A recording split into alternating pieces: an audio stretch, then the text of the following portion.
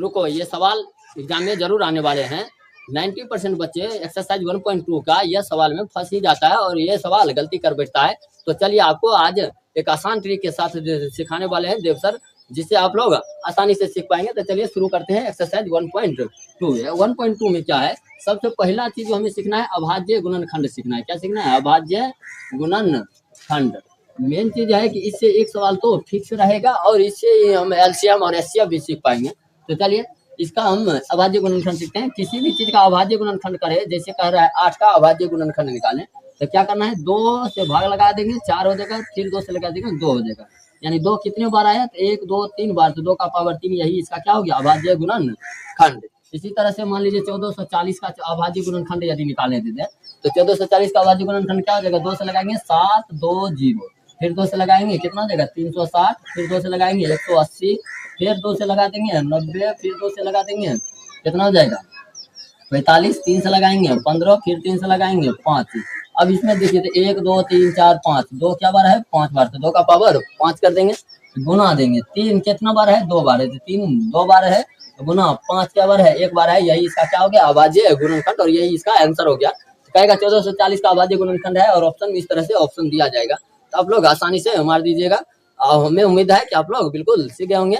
चलिए हम आगे बढ़ते हैं एलसीएम और एचसीएफ को। चलिए अब हम लोग सीखेंगे एलसीएम और एचसीएफ। इससे आपको 2 नंबर क्वेश्चन में भी आता है और 1 नंबर ऑब्जेक्टिव में भी आता है। तो सबसे पहले हम देखते हैं कि एलसीएम क्या होता है। एलसीएम का मतलब होता है, पूरा नाम यदि देखें तो पूरा नाम होता है लोएस्ट कॉमन मल्टीपल, और हाईएस्ट कॉमन फैक्टर होता है ये एचसीएफ का नाम। ठीक है, हिंदी में भी नाम जानेंगे। हिंदी में एलसीएम को हम लोग शॉर्ट में कहते हैं लोसो, और एचसीएफ को कहते हैं मोसो। लो से होता है लघुत्तम समापवर्तीय, और मोसो से होता है महत्तम समापवर्तक। इसमें याद रखेंगे कि ये समापवर्तीय है, ये क्या है? समापवर्तक है। समापवर्तक का मतलब क्या होता है कि गुणनखंड। कौन चीज? गुणनखंड। तो इसमें हम लोग गुणनखंड देखेंगे, इसमें हम लोग क्या देखते हैं? समापवर्तीय करते हैं, यानी गुणज देखते हैं। यानी इसको हम कह सकते हैं गुणज, इसको क्या कह सकते हैं? गुणनखंड।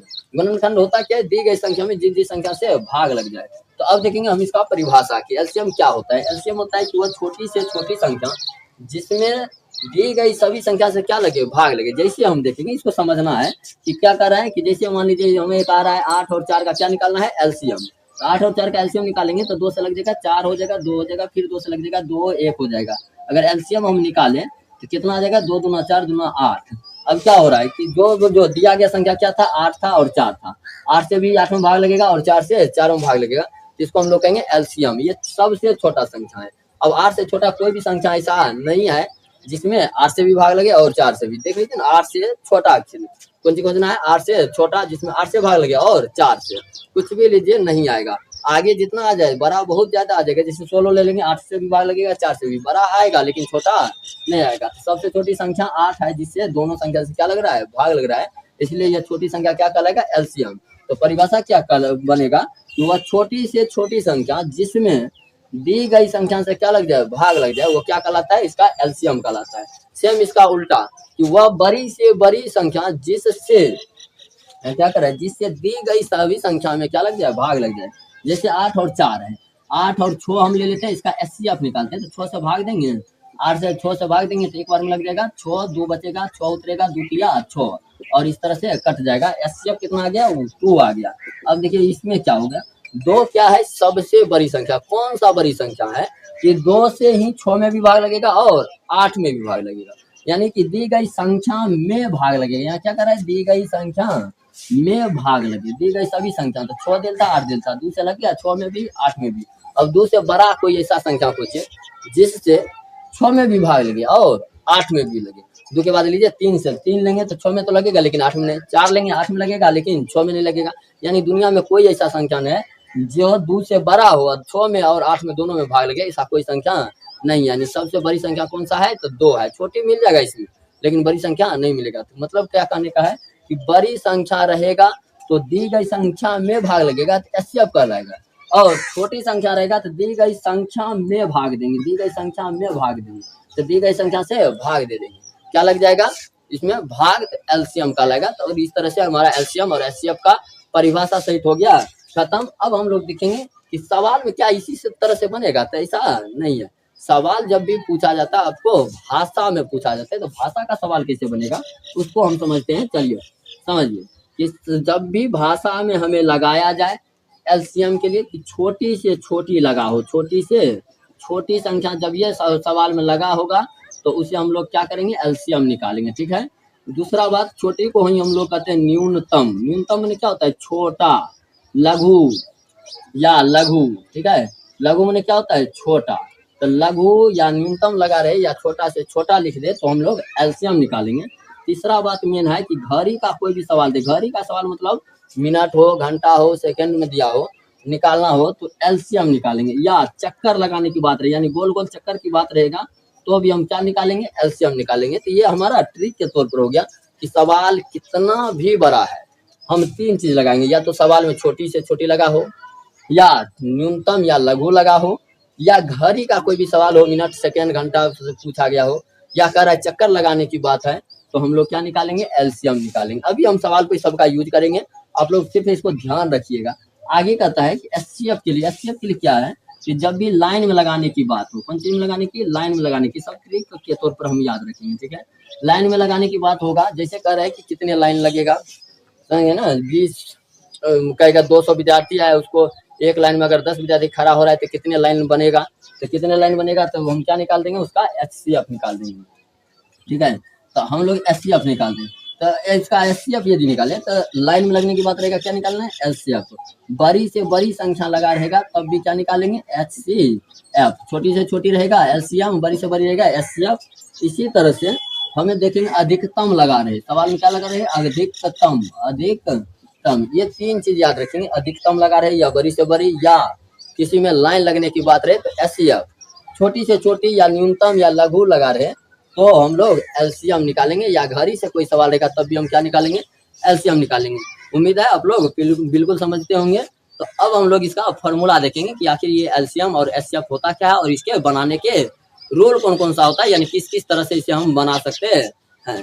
तो चलिए आप लोग इसका एक स्क्रीनशॉट लीजिए, आगे हम बढ़ेंगे। तो अब हम लोग सीखेंगे एलसीएम और एचसीएफ बनाने के कुछ विधि। तो चलिए विधि सीखने से पहले हम देखेंगे कि एलसीएम और एचसीएफ का यदि गुणनफल करें तो अगर 2 संख्याओं का एलसीएम और एचसीएफ निकाले तो दोनों संख्या का गुणनफल यानी कि पहली संख्या गुने दूसरी संख्या बराबर हो जाएगा एलसीएम गुने एचसीएफ, और ये दोनों का मान क्या होते हैं, बराबर होते हैं। तो हम फॉर्मूला के तौर पर इसे याद रखेंगे कि एलसीएम गुने एचसीएफ बराबर पहली संख्या गुने दूसरी संख्या होता है।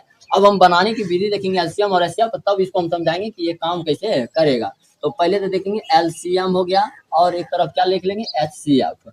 एलसीएम और एचसीएफ इसको बनाने के ना 2 रूल है। पहला जो विधि है उसको हम लोग कहते हैं भाग विधि। कौन सा विधि, भाग विधि। तो भाग विधि से हम लोग एलसीएम भी सीखेंगे और एचसीएफ भी सीखेंगे।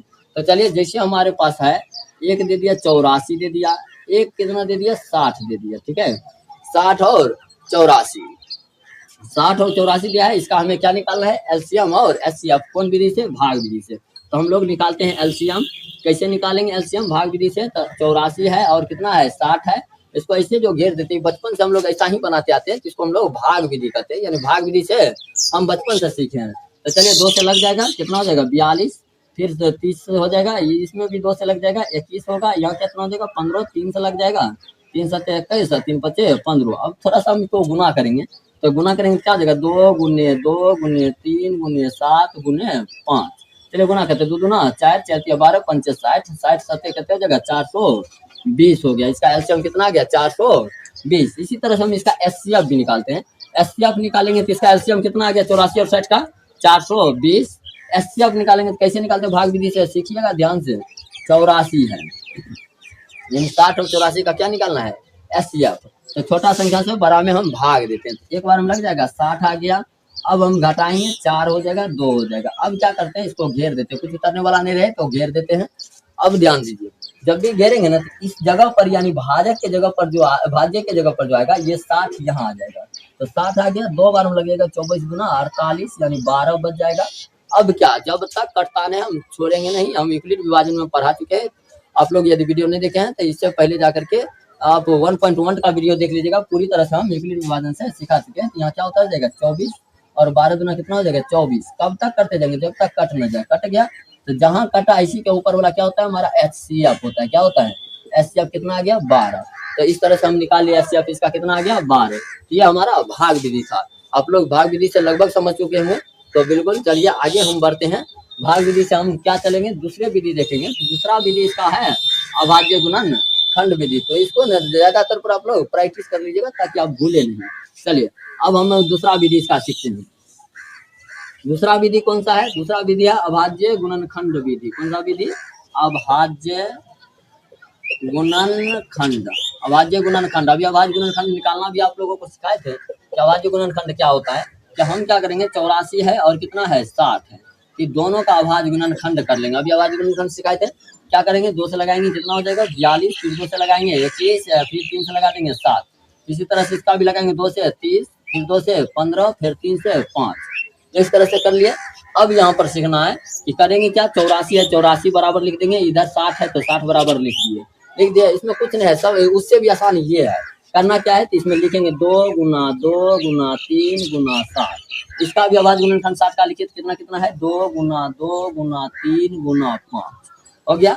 इस तरह से अब क्या करते हैं, दोनों में हम मिलान करते हैं। मिलान क्या करते हैं, दोनों में जो जो संख्या मिलेगा ना उसको हम लोग एक जगह घेर लेते हैं। जैसे इसमें भी 2 है, इसमें भी 2 है, तो दोनों को घेर देंगे। इसमें भी 2 है, इसमें भी 2 है, तो दोनों को घेर देंगे। 3 3 है, घेर देंगे। और कोई नहीं मिल रहा है, हो गया। जिसका जिसका ज्वारा मिल गया वो हमारा कहलाता है HCF। बस इतना ही बात ध्यान रखेंगे। HCF जो होता है, HCF जिसका जिसका ज्वारा मिल जाए। जैसे जिसका जिसका ज्वारा मिला, इसमें से 1 2 निकालेंगे, इसमें से 1 2, इसमें से 1 3, तो 2 गुना 2 गुना 3, यानी ज्वारा लग गया तो ठीक, नहीं लगा तो उसको छोड़ देंगे। ठीक है, तो 2 दूना 4 तिया कितना हो जाएगा 12। इस तरह से हमारा आंसर HCF कितना आ गया 12। पहले भी कितना आया था 12, उस विधि से भी 12। आंसर तो बदलने वाला नहीं, सिर्फ हम विधि बदल रहे हैं कि इस विधि से बनाइए, भाग विधि से या अभाज्य गुणनखंड विधि से। अब हम लोग एलसीएम निकालेंगे। एलसीएम में क्या करते हैं, एलसीएम निकालने के लिए ना,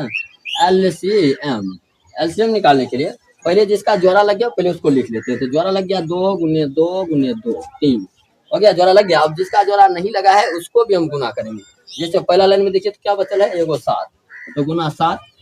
दूसरा लाइन में क्या बचल है 5, तो इसमें गुना 5 हो गया। इस तरह से अब गुना कर देंगे और हमारा एलसीएम निकल जाएगा। 2 दूना 4 तिया 12, 5 60, 6 7 42, यानी 420। पहले भी कितना था 420। इस तरह से आप लोग समझ चुके होंगे कि कैसे हम अभाज्य गुणनखंड विधि से बनाएंगे। अलग अलग अभाज्य गुणनखंड कर लेंगे।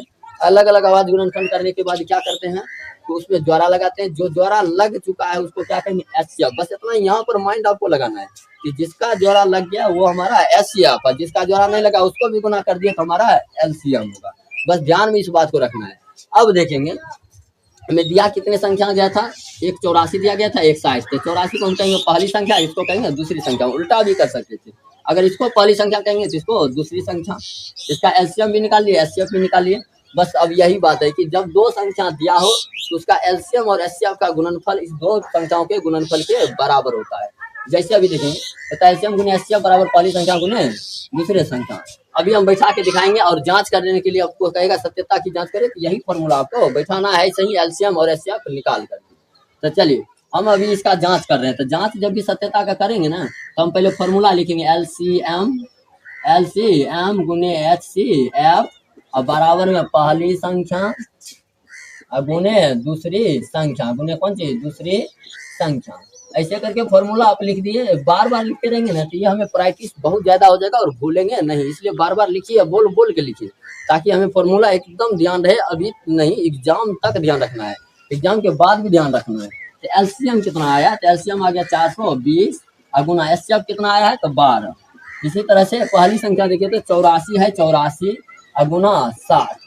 अब दोनों को गुना करेंगे, गुना कीजिए 12 के 0 से गुना करेंगे 0, 12 गुना 24, 12 के 48, 2 50, 5040 हो रहा है। इसको भी गुना करते हैं, 6 चौके 24 के 4, 6 48, 2 50 और 0 बैठा दीजिए। देखिए दोनों तरफ बराबर हो गया, लिख देंगे LHS बराबर में RHS। उम्मीद है कि आप लोग इसको समझे होंगे और इसको आप बना भी लीजिएगा। चलिए अगर आप इसको समझ चुके हैं तो आप इस फॉर्मूला को एकदम व्यवहार की तरह आप याद रखिएगा। एलसीएम गुने HCF बराबर पहली संख्या गुने दूसरी संख्या। तो 2 विधि हो गया, भाग विधि से एलसीएम HCF बनाना, और कौन सा विधि हो गया अभाज्य गुणन खंड विधि से इसका फॉर्मूला भी हो चुका है। चलिए अब हम शुरू करते हैं एक्सरसाइज 1.2 और उसका सवाल हम लोग बनाते हैं एक से पूरा खत्म करने के लिए। 1.2 का पहला क्वेश्चन है कि निम्नलिखित में से अभाज्य गुणनखंडों को गुणनफल के रूप में व्यक्त कीजिए। तो निम्नलिखित सवाल क्वेश्चन जितना भी दिया है इसका क्या करना है, हमें अभाज्य गुणनखंड करके रूप में व्यक्त करना है। तो क्या करना है, अभाज्य गुणनखंड के गुणनफल के रूप में। पहला सवाल है 140। चलिए इसी को हम पहले करते हैं। तो करना क्या है, तो सबका एक हम बनाते हैं, आप लोग सब के सब क्लियर कर लीजिएगा। तो चलिए 2 से लग जाएगा 70 हो जाएगा, फिर 2 से लगेगा तो 2 से लगेगा कितना हो जाएगा 35, फिर 5 से लगेगा 7 हो जाएगा, कितना हो जाएगा 7। चलिए इसका अभाज्य गुणनखंड लिखेंगे तो क्या हो जाएगा, 2 का पावर क्या को 2 है, 2 को 2 गुना 5 गुना 7, ये हमारा क्या हो जाएगा अभाज्य गुणनखंड। तो चलिए इस तरह से आपको आपके लिए HW में यानी होमवर्क दिया जाता है और सभी क्वेश्चन को आप लोग खुद कीजिए।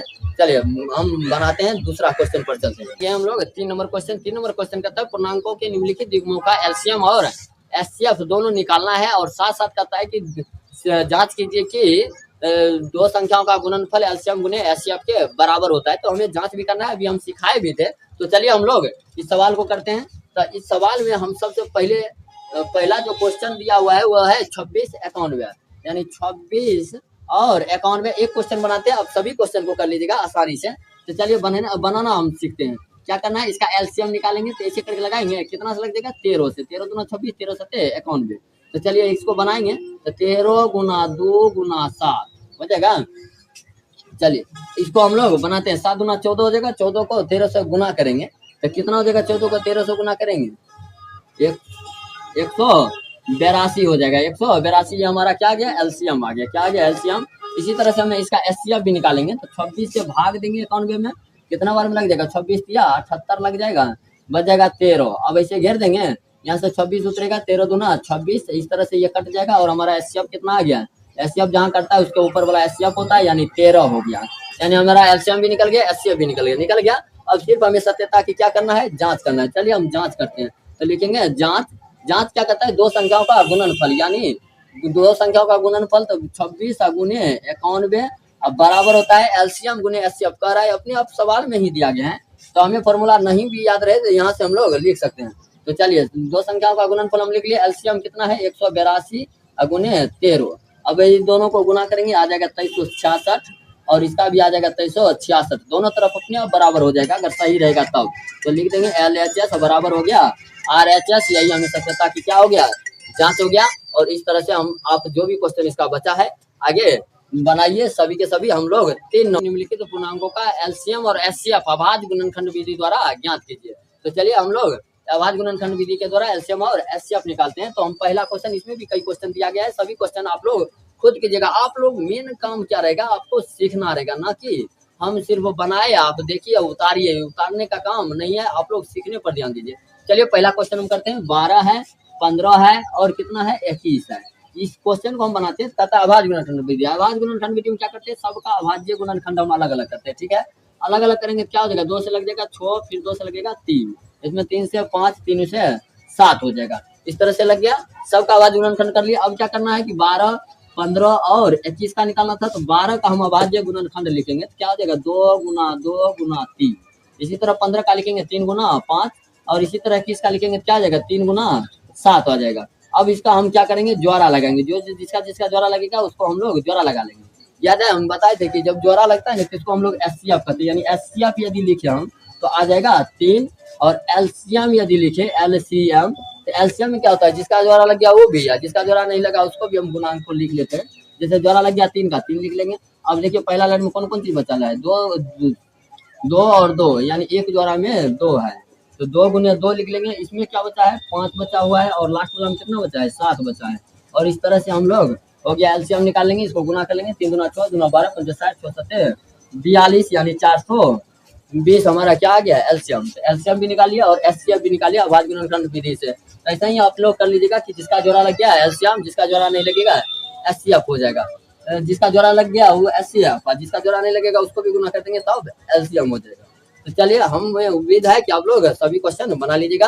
चलिए क्वेश्चन नंबर हम लोग 5 को देखते हैं, यानी 306 है और 657 है। इसका एचसीएफ जो दिया हुआ है, एचसीएफ कितना है तो 9 दिया है और कहता है एलसीएम निकाले। तो एलसीएम नहीं बराबर क्या हो जाएगा, तो हम जानते हैं एलसीएम गुने एचसीएफ बराबर क्या होता है, पहली संख्या गुने दूसरी संख्या, पहली संख्या गुने क्या चीज दूसरी संख्या। बस ये आप फॉर्मूला याद रखेंगे, यही फॉर्मूला पर सभी का सभी बन जाएगा। कुछ भी पूछा जाए एलसीएम एचसीएफ पहली संख्या दूसरी संख्या कुछ भी पूछा जाए यही फॉर्मूला आप लगा दीजिए। क्या करना है, एलसीएम हमें निकालना है। तो एलसीएम दिया नहीं है तो ऐसे ही एलसीएम को उतार दिए। गुना एचसीएफ हमें दिया गया है 9, अब पहली संख्या दिया है 306 और गुना दूसरी संख्या कितना दिया है 657। 9 से इसको काट दीजिए, 9 तिया 27, 9 चौके 36, यानी एलसीएम आपका निकल के तैयार हो चुका है कि दोनों को हम क्या कर दे, गुना कर दे। तो चलिए 657 को हम लोग क्या करें, 657 को 34 से गुना कर दे। चलिए एक बार भी आंसर निकालना सीखते हैं कि गुना को हम 2 बार में गुना न करके एक ही बार डायरेक्ट आंसर भी लिख सकते हैं। चलिए कैसे, तो यहाँ ध्यान से लिखिए। 4 को 7 से गुना करेंगे, 7 को कितना हो जाएगा 28, बाकी कितना बचेगा 2। ध्यान से सोचिए, गुना को हम ट्रिक से करते हैं। 4 को आप 5 से गुना करेंगे, 4 पंचे 20 हो जाएगा। इसी तरह से 3 को 7 से करेंगे 21 हो जाएगा। 20 और 21 को जोड़ दीजिए 41, और बचन का 2 है 43 का 3, बाकी कितना बचेगा 4।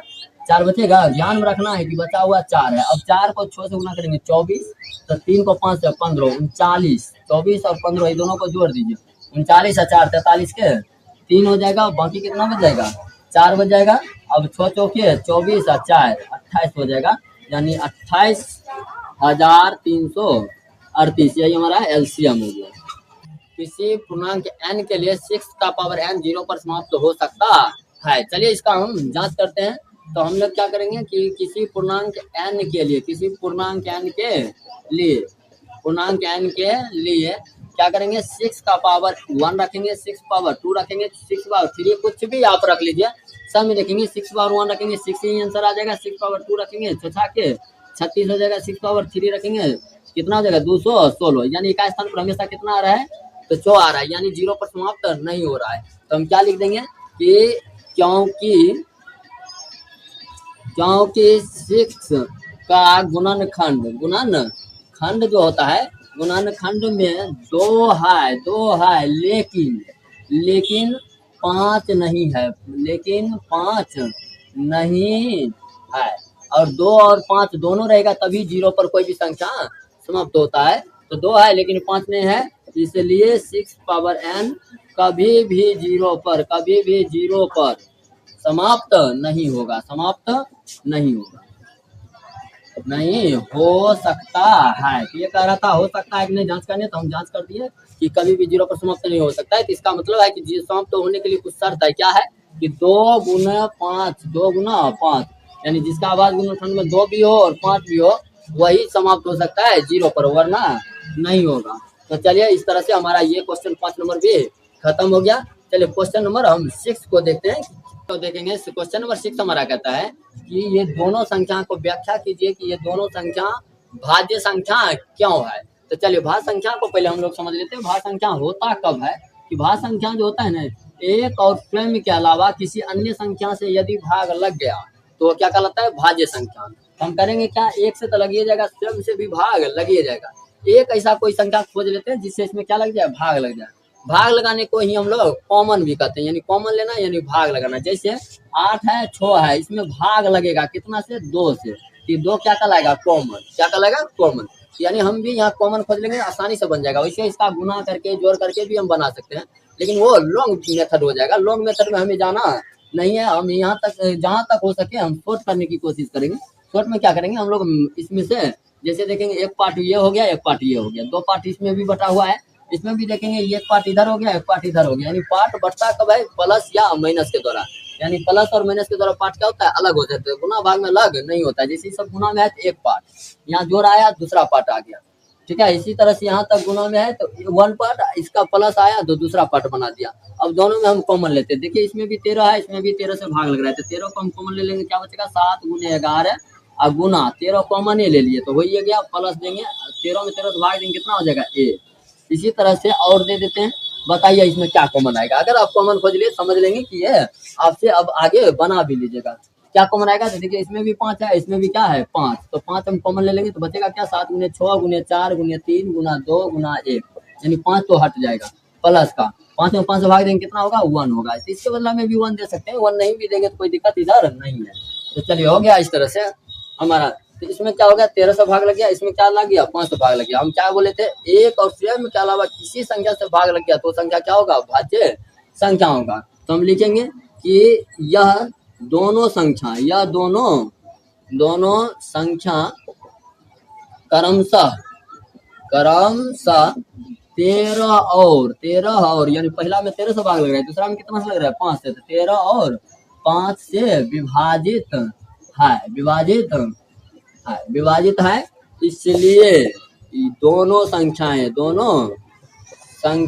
संख्या मतलब ये दोनों को उतार दीजिए या लिख दीजिए, दोनों संख्याएं क्या है, भाज्य संख्या है, भाज्य संख्या का समझ गए ना, एक और स्वयं के अलावा किसी संख्या से भाग लग गया तो क्या हो जाएगा, भाज्य संख्या। कहता है भाज्य संख्या क्यों है, तो बता दिए भाज्य संख्या इसलिए है कि क्योंकि एक संख्या में 13 से भाग लग रहा है, इसमें 5 से भाग लग रहा है एक और स्वयं को छोड़कर, इसलिए दोनों क्या है, भाज्य संख्या है। इस तरह से हमारा 6 नंबर भी खत्म हो गया। अब चलेंगे हम चैप्टर की अंतिम सवाल और चैप्टर की हम लोग करेंगे द इन।